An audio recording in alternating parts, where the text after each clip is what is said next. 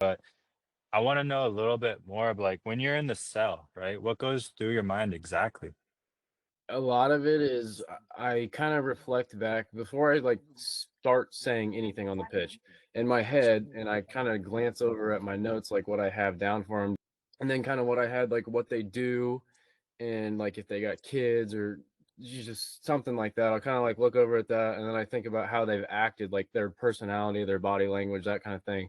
And then based on that, that's how I like my cadence and my delivery is, I'd say. So like if they're an upgoing, like kind of exciting person and they're not like some glommery like kind of person, then I'll like when I go to pitch it to them, I'll like act all excited, not act all excited, but sort of like I'll get a little bit more excited because I'm like, this is a great opportunity. Like I really like, I think this would be awesome. Or if it was kind of a like a slower talker and they seem like they're in a little bit of a they need some money spot, then I'll be like financially, I'll kind of talk a little slower and like financially this is an awesome opportunity type thing. So I just kind of base it on their cadence, I think. So you're taking the time to read body language, you're taking the time to look at what you have on your notes, and you're trying to see, does this actually match up with what they're looking for? I think you have to, because if you don't, then I don't feel like they feel listened to or cared about. Like I think that ties in with the whole, letting them see that they're understood. They don't Yeah. realize that it matters, but I think it does matter. Like just